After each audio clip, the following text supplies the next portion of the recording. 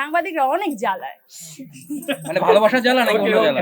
এই জ্বালাটা কেমন লাগে? মিষ্টি মুখের জ্বালা। আচ্ছা। না জ্বালালে কিভাবে হবে বলো?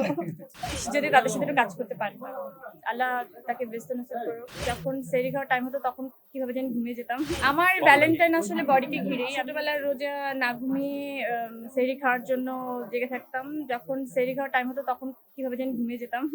তো ওগুলো আমার জন্য অনেক মানে দুঃখের ছিল, কারণ সকালবেলা উঠে অনেক কান্নাকাটি করতাম। তো তারপর আস্তে আস্তে করে ভেঙে ভেঙে রোজাটা করা শুরু করলাম। তো ওই তো নানা ধরনের আমার মনে হয় এই স্মৃতিগুলো আসলে সবার জীবনেই আছে। চুরি করে পানি খাওয়া, চুরি করে খাবার খাওয়া। না, চুরি করে খাইনি কখনো পানি টানি, কিন্তু ভুলে খেয়ে ফেলেছি অনেকবার।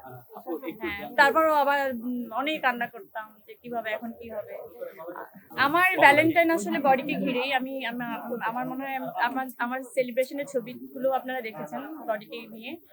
আমার ভ্যালেন্টাইন আসলে বডিকে নিয়েই ছিল। বডি ব্র্যান্ডের যত আমার সহকারীরা ছিলেন, আমার পুরো টিম, তারা আমার সাথে ছিল।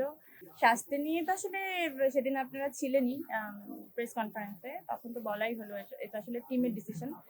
স্ক্রিপ্টিং হচ্ছে আমার খালি মনে হয় যে এই আফসোসগুলো আমার কি হয় আমি জানি না। আমার খুব আফসোস হয় যে আমি ইন্ডাস্ট্রিতে আসলাম, যদি তাদের সাথে একটু কাজ করতে পারতাম, আল্লাহ তাকে ব্যস্ত নসিব করুক। অনেক দোয়া তার জন্য। আমি যখন এটা শুরু করি তখন তো আমি একদমই একা একা চিন্তা করছিলাম। যখন আমি সেকেন্ড ট্রাইমেস্টারে আমার প্রেগনেন্সি, তখন মনে হচ্ছিল যে আমি আমার প্রয়োজনীয় জিনিসপত্রগুলো এক ছাদের নিচে খুঁজে পাই না। কেন এরকম আমার হাজারটা দোকান, মানে হাজারটা তো বললাম আর কি, আসলে অনেকগুলো দোকান খুঁজতে হয় এবং আমি জানি না যে কোন দোকানে ম্যাটারনিটি ড্রেসগুলো পাওয়া যায়। নির্ধারিত কোনো দোকান ছিল না আমার জন্য। তো তখন মনে হলো যে আসলে এই সাফারটা তো আসলে অনেক মায়েরাই করে, যারা একটু ফ্যাশনেবল ড্রেস পরতে চায়, একটুখানি ঘরের মধ্যে একটু খুবই ক্যাজুয়াল ড্রেস পরতে চায়, নানা ধরনের ড্রেস পরতে চায় আসলে। তখন যে বাইরে কি পরবো, ঈদের দিন কি পরবো, বসন্তে কি পরবো, একটা প্রেগনেন্ট মহিলা তখন আসলে কি পরবে, ডিফারেন্ট তাদের জন্য কিন্তু নেই, মানে আলাদা আলাদা করে কোনো ড্রেস নেই।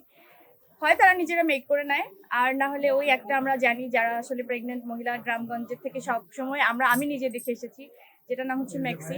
এখন যেগুলো কাপ্তান হিসেবেও মানুষ পরে, লং কাপ্তান। যাই হোক, একটুখানি ডিফারেন্ট ফ্যাশনের, আমি কথা বলতে পারছি না প্লিজ।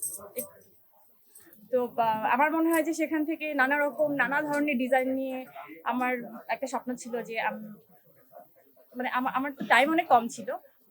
তারপরে আমি মা হলাম, তারপরে নিজের একটা জার্নি, বাচ্চাকে বড় করা, বাচ্চাকে সামলে, তারপরেও আমি এই স্বপ্নটাকে কিন্তু হাতছাড়া করিনি। আমি আমার স্বপ্নটাকে বাবুর যখন 2.5 বছর, তখন আমার মনে হয় যে বডি আমি লঞ্চ করতে পেরেছি।